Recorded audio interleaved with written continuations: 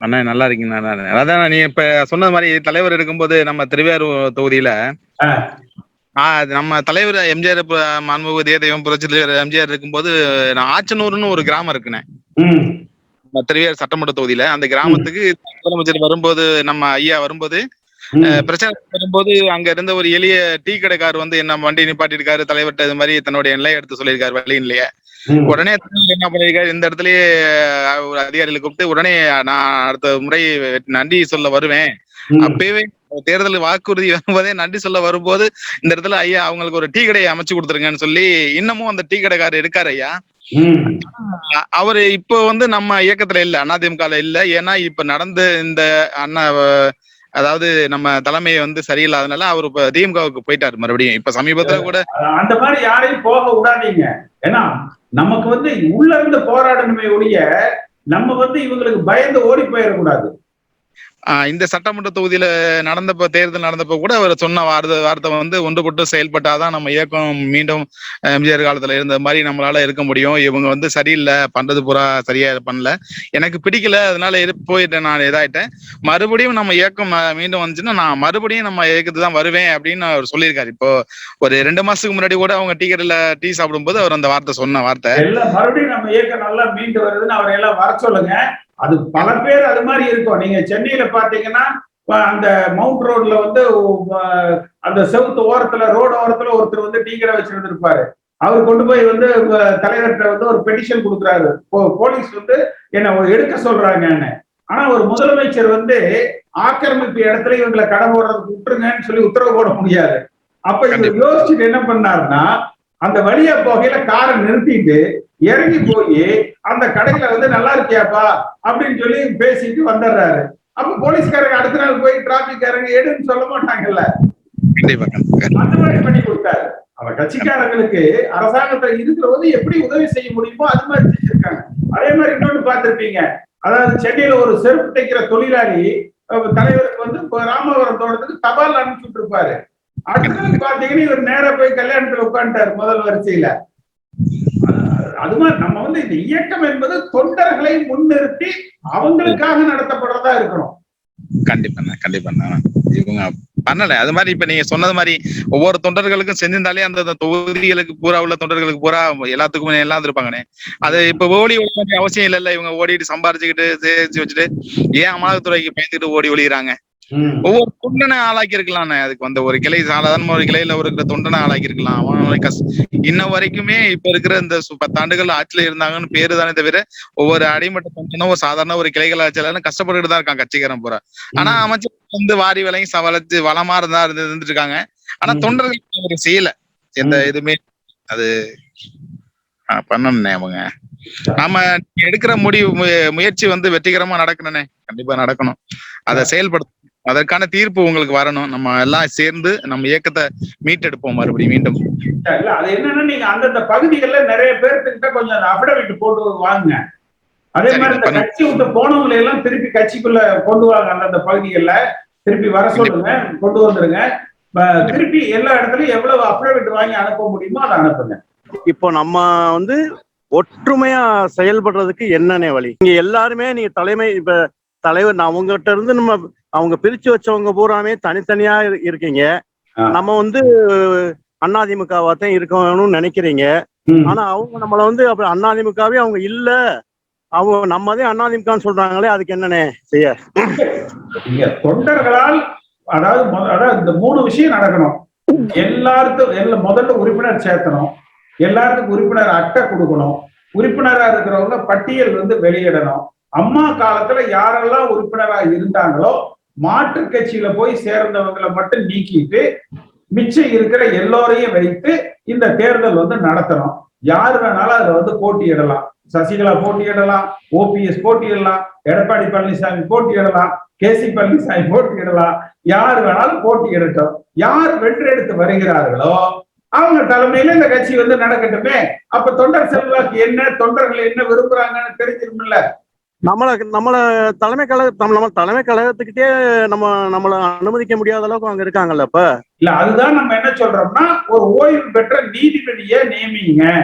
அந்த நீதிபதி தலைமையில தான் இந்த தேர்தல் வாக்காளர் பட்டியல் என்ன அப்படிங்கறது வந்து அந்த நீதிபதி கிட்ட கொடுத்துடணும். அந்த நீதிபதி தான் இந்த தேர்தலை நடத்தணும். குறைஞ்சபட்சம் மாவட்டத்துக்கு ஒருத்தராவது, இப்ப அங்கங்க டிஸ்ட்ரிக்ட் கோர்ட் இருக்குது இல்ல, அங்கங்க அந்தந்த தாலுகா கோர்ட், சப் கோர்ட் இருக்குது இல்ல. இன்னைக்கு வரைக்கும் நம்ம எல்லா டிவிலயுமே உங்களோட விவாதத்தை நான் பார்க்காம இருக்க மாட்டேன். நான் அதுக்காக எல்லா டிவி மாத்தி பார்ப்பேன். நான் அண்ணன் இருக்காங்களா, என்ன பாயிண்ட் எனக்கு கிடைக்குதுன்னு. ஆனா எல்லா டிவிக்காரங்களும் என்ன பண்றாங்கன்னா, நீங்க புகழேந்தி அண்ணன் அதிமுக ஒரு ஆளு இப்படி 3 பேரையும் உட்கார வச்சு நமக்குள்ள ஒரு ஒற்றுமையை உருவாக்காத அளவுக்கு பண்ணிக்கிட்டு இருந்தாங்கன்னா, நம்மகிட்ட எப்படி அந்த ஒற்றுமை வந்து இப்ப நீங்களே உங்களை நான் வந்து இப்ப நான் தலைமையா ஏத்திருக்கேன். நானு அப்ப எப்படி வந்து நம்ம உங்க 3 பேர்த்தையும் பிரிச்சு வச்சே வந்து 1 மணி நேரம் பேச விட்டு உங்களை வந்து அது முடிவே இல்லாம போச்சுன்னா நம்ம என்னைக்கு நம்ம வந்து அந்த இடத்துக்கு போறது? இல்ல, இந்த நிகழ்ச்சி நடந்தாலே அதெல்லாம் முடிவுக்கு வந்துடும் சொல்றேன். இந்த மாதிரி தலைமை எல்லாத்துக்கும் காரணம் எங்க வருதுங்க? யார் தலைமையில அதிமுக இயங்கணும், அந்த தலைவரை தேர்ந்தெடுக்கிற முறை என்ன, இவ்வளவுதானே. இப்ப சசிகலா என்ன சொல்றாங்க, அவங்க தலைமையில் இருக்கணுங்கிறாங்க. எடப்பாடி அவர் தலைமைங்கிறாரு, ஓபிஎஸ் அவர் தலைமைங்கிறாரு. நம்ம என்ன சொல்றோம், தொண்டர்கள் முடிவு பண்ணட்டும். தொண்டர்கள் பலம் யாருக்கு இருக்குன்னு பார்த்துடலாமே. பாத்துருவோம். அதை நிரூபிக்கிறதுக்கு ஏதாவது மாநாடு போடுங்க, மீட்டிங் போடுங்க. நான் வந்து ஒரு 30 வருஷம் தொண்டன். நானு எனக்கு 55 வயசு ஆச்சு. இப்ப இந்த மில்லுல டியூட்டியில இருக்கேன். நான் ஆன் டியூட்டியில இருக்கேன், செக்யூரிட்டியா தான் இருக்கேன். நானு இருந்தாலும் அதிமுகலே என் உயிரும் போகணும். மற்ற இதுல போய் என்னை வந்து எனக்கு ஏதாவது ஒண்ணா அடுத்த கட்சிக்காரன் தூக்கி போற அளவுக்கு வரக்கூடாதுன்றது என்னோட லட்சியம். அப்ப நீங்க எல்லாருமே ஒண்ணு சேர்ந்தாதானே இந்த நம்ம வந்து இத மறுபடிக்கும் நம்ம அங்க வந்து கொடியேற்ற முடியும். அடுத்து வர தேர்தலையே நம்ம வந்து நம்ம தோல்வி அடைஞ்சுக்கிட்டே இருந்தாக்கா நம்ம என்னைக்குதான் நம்ம வந்து தலை நிமிர்ந்து நடக்கிறது. எவ்வளவு கேலி பண்றாங்க தெரியுமா உள்ள ஊருக்கு. நான் கிராமத்துல இருக்கேன், உங்களுக்கு தெரியும். டவுனை விட கிராமத்துல ரொம்ப நம்மளை அவமானப்படுத்துவாங்க.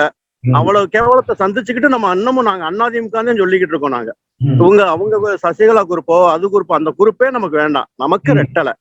அதை கைப்பற்றணும். அதுக்கு நீங்க தலைவர்கள்லாம் வந்து ஏதோ ஒரு வகையில விட்டு கொடுத்து போய் நீங்க வந்து பேசி முடிச்சா தானே இது முடியும். இதுக்கு இது என்னோட தொண்டரோட ஒரு வேண்டுகோள், வேற ஒண்ணு இல்லை.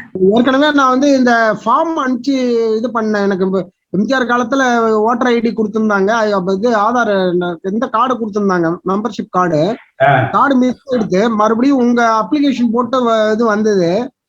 அந்த அப்ளிகேஷன் போட்டோ அனுப்பிச்சு என்னுடைய இந்த கார்டு எல்லாத்தையும் சேர்த்து அனுப்பிச்சேன். எனக்கு வரணும் உங்ககிட்டயும் இப்போ லாஸ்ட் மீட்டிங்ல சொல்லியிருக்கோம் உங்ககிட்ட, நீங்க பாக்குறேன்னு நீங்க அதை அப்புறம் ஒண்ணு அதை பத்தி இதே தகவல் வரல. இப்போ உங்க மீட்டிங்கினுடைய தடாகம் ரோடு போட்டு வந்தது. அந்த ஃபார்ம் எல்லாம் இன்னைக்குதான் டைப் பண்ணி எல்லாம் எடுத்துட்டு வந்திருக்கேன் காலையில. நாளைக்கு கொரியர்ல உங்களுக்கு அனுப்புறேன். கொரியர் தடாகம் ரோடு போட்டிருக்கீங்களா, கோயம்புத்தூர் பின்கோடு இல்ல அந்த ஃபார்ம்ல. நான் ஆபீஸ் திரும்பி போன் பண்ணி கேட்டு லெட்டர் டைப் பண்ணி அட்ரஸ் போட்டிருக்கேன். நான் நாளைக்கு கொரியர்ல அனுப்புறேன். அது என்னால நிறைய பேரை சேர்க்க முடியும். அதனால உறுப்பினர் கார்டு வரதுக்கு முதல்ல பண்ணணும்.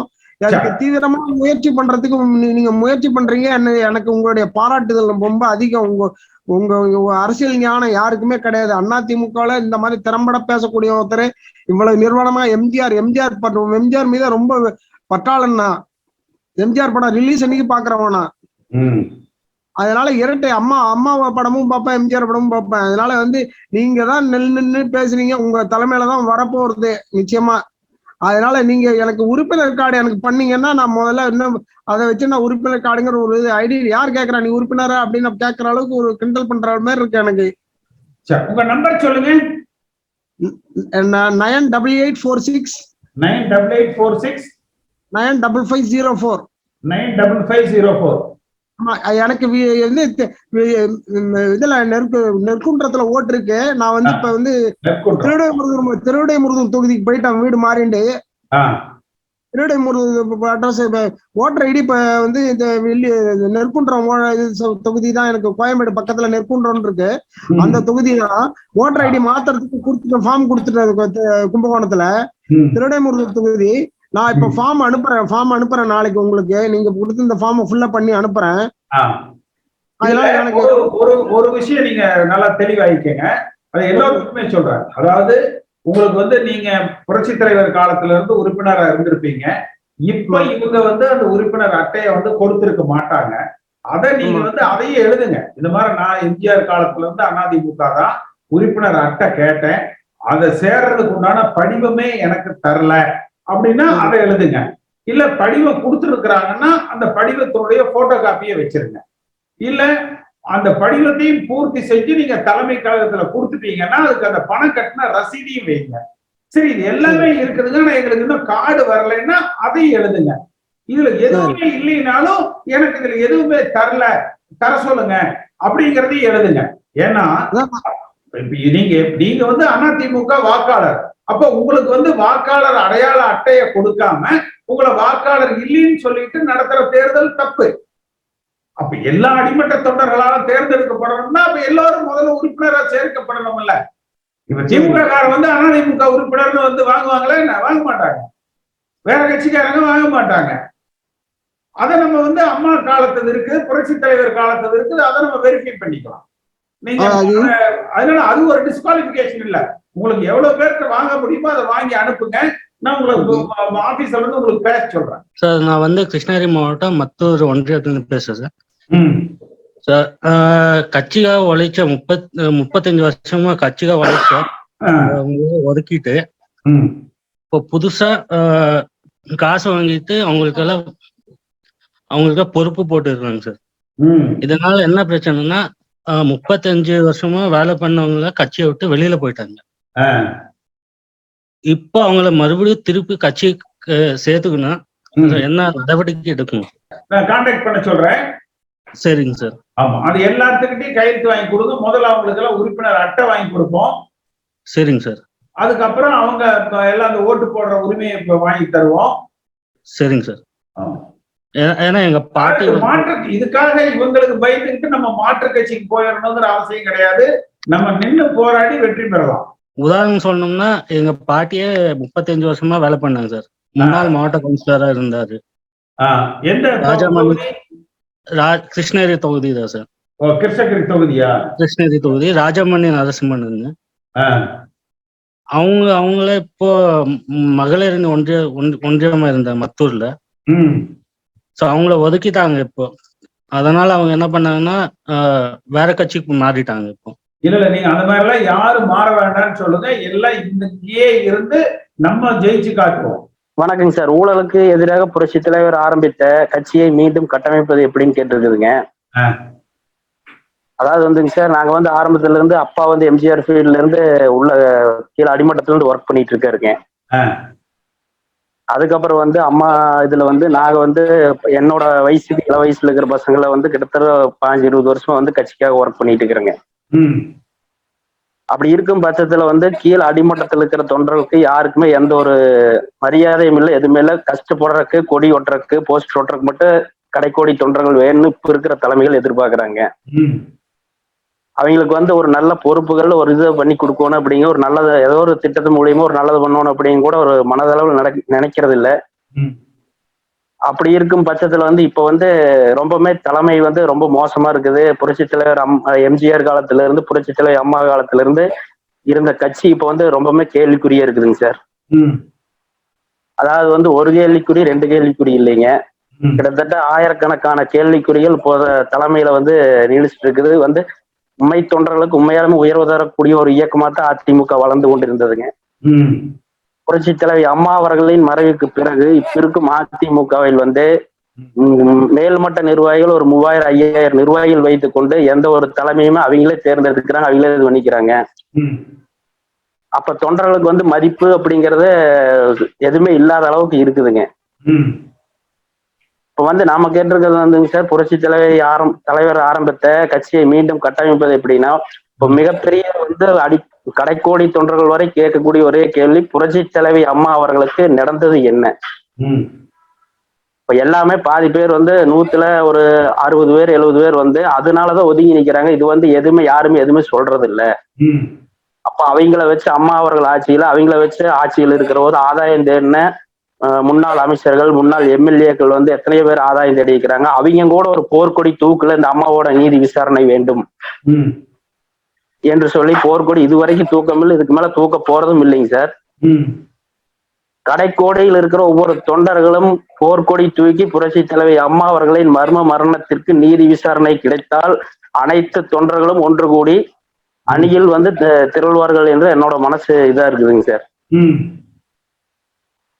அதனால வந்து இது வந்து எப்படிங்கன்னாங்க சார், ஒவ்வொரு தொண்டர்களும் புரட்சி தலைவி அம்மாவோட மரணம், ஏன்னா ஒரு கட்சி வந்து புரட்சி தலைவர் எம்ஜிஆர் காலத்துல இருந்து அவரோட மறைவுக்கு பிறகு ஒரு இராணுவ கட்டுப்பாட்டோடு அஇஅதிமுக வந்து வழிநடத்தி புரட்சி தலைவி அம்மா அவர்கள் என்பது உலகமே அறிந்த விஷயம். அந்த விஷயத்துல வந்து ஒரு முக்கிய பங்கு, ஒரு தலைமை, நல்ல ஒரு தலைமை, ஒரு சிறந்த ஆளுமை. அவர்களுக்கு வந்து அந்த மரணத்தில் என்ன நடந்தது அப்படிங்கறது வந்து கடைக்கோடி தொண்டமும் இப்ப வந்து எல்லாருமே சந்தேகத்துலதான் இருக்கிறாங்க. அதை வந்து எப்ப வந்து நாம வெளிக்கொண்டு வரோமோ அப்போ வந்து 1,00,000 தொண்டர்கள் இல்ல 1.5 கோடி தொண்டர்களும் நம் பின்னால் அணி திரள்வார்கள் என்பது என்னோட இதா இருக்குதுங்க சார். இல்ல, அது நம்ம தொடர்ந்து வலியுறுத்திட்டு இருக்கிறோம். அம்மா அவர்கள் மரணத்துல இருக்கிற மர்மம் விசாரிக்கப்படணும், அது வெளிக்கொண்டு வரப்படணும். அதே மாதிரி கொடை கொள்ளையில அதுல யார் சம்பந்தப்பட்டவர்கள், யார் உண்மையா என்ன நடந்தது என்பது வந்து வெளியில கொண்டு வரப்படணும். இது எல்லாமே வந்து நம்ம தொடர்ந்து வலியுறுத்திட்டு வந்து வர்றோம். இது பல நிகழ்ச்சிகளை நான் சொல்லியிருப்பேன், பார்த்திருப்பீங்க. அதை வந்து நம்ம வந்து தொடர்ந்து வலியுறுத்திட்டு வர்றோம். அதிமுக தொண்டர்களுக்கு இப்ப நீங்க சொன்னீங்க ஏதாவது ஒரு ஸ்கீம்ல பண்ணணும்னு. எம்ஜிஆர் காலத்துல கள்ளுக்கடை சாராய கடை பாத்தீங்கன்னா அங்கங்க இருக்கிற பொறுப்பாளர்கள் கட்சிக்காரங்களுக்கு தான் கொடுத்தாங்க. எனக்கு தெரியும், அப்ப நான் எம்எல்ஏவா இருக்கேன், கட்சிக்காரங்களை எல்லாம் சேர்த்து 10 பேர் 20 பேர் 50 பேர் சேர்ந்து கூட்டு போட்டு ஒரு பிராந்தி ஷாப் எடுப்பாங்க அப்ப. ஏன்னா அப்பெல்லாம் அந்த கட்சிக்காரங்களுக்கு தான் அந்த லைசன்ஸ் கொடுத்தாரு அவர். அதெல்லாமே கட்சிக்காரங்களுக்கு ஏதாவது நம்ம செய்யணும், அவங்கள பொருளாதார ரீதியாக வளர்த்தணும் அப்படிங்கிறதுக்கு தான் வந்து அதை செஞ்சார். அதாவது திட்டங்கள் மூலமாக அந்த கீழ்மட்டத்தில் இருக்கிறவங்களுக்கு கட்சியே கதின்னு சொல்லி உழைத்துக் கொண்டு இருப்பவர்களை நம்ம வந்து கொஞ்சம் கை தூக்கி விடணும் பொருளாதார ரீதியா. அப்பதான் அடுத்தடுத்த தேர்தல்களுக்கு அவங்களால செலவு பண்ண முடியும். இவங்க நீங்க இப்ப தங்கமணி கோடி கோடியா கொள்ளையடிச்சு கிரிப்டோ கரன்சில கொண்டு போய் முதலீடு பண்ணிக்கிட்டாருன்னா அதை யாரு அடுத்த இதுக்கு கொண்டு வந்து அடுத்த தேர்தலில் யாரு கொண்டு வந்து அந்த பணத்தை வந்து செலவு பண்ணுவாங்க? யாரும் செலவு பண்ண மாட்டாங்க. அப்ப அந்த கட்சிக்காரங்க கையில அந்த பணம் கிராமத்துல ஒவ்வொரு அதிமுக தொண்டன் கையிலையும் இருந்தா தான் அவங்க அடுத்தடுத்த தேர்தல்களுக்கு அதை வந்து செலவு செய்ய முடியும். அதைத்தான் நம்ம வந்து சொல்றோம். அப்ப அவங்கள பொருளாதார ரீதியா பலப்படுத்தணும். அதுக்கு அவங்களா சம்பாதிக்கிற மாதிரி ஏதாவது அவர்களுக்கு ஒரு வருமானத்தை தேடி கொடுக்கணும். நீங்க இல்லைன்னா இந்த மந்திரிகள் எல்லாம் சம்பாரிச்சு கொண்டு போய் கிரிப்டோ கரன்சில வெளிநாடுகள்ல முதலீடு செஞ்சுட்டு நாளைக்கு வந்து அப்படியே போய் இவங்க வெளிநாட்டுல செட்டில் ஆயிடுவாங்க. அப்ப கட்சிக்கு தேர்தலுக்கு யார் செலவு பண்றது? அந்த கிராமத்துல இருக்கிறவங்க தானே எல்லாம் செய்வாங்க. ஆனா இந்த ரேடு எல்லாம் நடத்துறாங்கன்னா டெல்லி கவர்மெண்ட் சொல்லி தானே நடத்துறாங்க. ஏன்னா தாடி மோடி எங்க தாடின்றாருன்னா இல்ல தெரியாம கேட்கறேன். எனக்கு மேல சொல்லிட்டுதான் இங்க பண்றாங்க. இல்ல முக ஸ்டாலின் மோடி ஒன்னா ஆயிட்டாங்களான்னு தெரியல. இப்ப ராஜேந்திர பாலாஜி எங்க இருக்காருன்னு தெரியல. இதனால வாய்தா வாங்கிட்டே வந்திருந்தாரு. இப்ப மாட்டிட்டு எங்க முடியாது இல்ல, அதெல்லாம் கொஞ்சம் தெரியணும்ண்ணா. ஆமா தெரியல, உண்மையா தெரியல எப்படின்னா அது உண்மையா எனக்கு உண்மை தெரியல. இப்ப ரைடு வந்து டெல்லி கவர்மெண்ட் சொல்லி தானே நடத்துறாங்க. அது கொஞ்சம் சொல்லுங்களா ஆமா இல்லன்னு தெரிஞ்சுக்கலாம்னு. இல்ல தமிழ்நாடு அரசு வேறையா? எந்த தேர்தல் சொல்றீங்க? இல்ல இந்த இப்ப இது இந்த விசாரணை வீடு எல்லாம் இது பண்றாங்க, ரேடு நடத்துறாங்களா? அத ஆமா, அது தமிழ்நாடு அரசாங்கம் செய்யறது தானே. மோடி எதுவும் சொல்ல. மோடி என்ன நினைப்பாரு? இவங்களை எல்லாம் தூக்குள்ள போட்டாங்கன்னா அந்த இடத்துல அவரு பிஜேபி வளர்த்துறதுக்கு அவரு பாப்பாரு. அதானே கேட்கலாம். வேற ஒண்ணும் நான் உங்களை கார்டு அனுப்பிச்சு மற்றது பேசுறேன் நானு. சரிண்ணா. இந்த காணொலியை காணும் தமிழ் உள்ளங்களுக்கு ஒரு அன்பான வேண்டுகோள். சேனலை சப்ஸ்கிரைப் பண்ணிட்டீங்களா? பண்ணலனா மறக்காம சப்ஸ்கிரைப் பண்ணுங்க. சப்ஸ்கிரைப் பட்டனையும் பெல் ஐக்கனையும் உடனடியாக கிளிக் பண்ணுங்க. உங்கள் அன்பும் ஆதரவும் என்றைக்கும் எங்களுக்கு தேவை. நன்றி.